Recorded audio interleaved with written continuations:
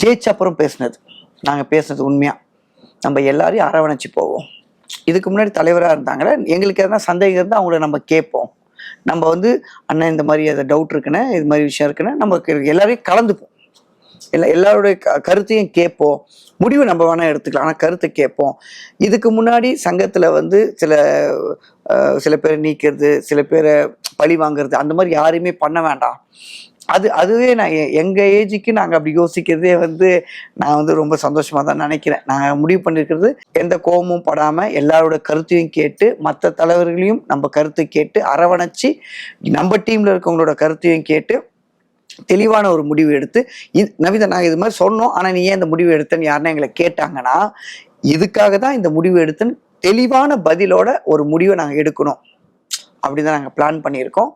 அதனால வந்து எங்களோட உறுதிமொழி இதுதான். நாங்கள் சொன்னதை செய்யணும், எல்லாரோட கருத்தையும் கேட்டு யாரையும் பழி வாங்காமல் நேர்மையாக நடந்துக்கிட்டு இந்த 3 ஆண்டுக்கு நாங்கள் நிறைவு பண்ணணும்னு ஆசைப்பட்றேன்.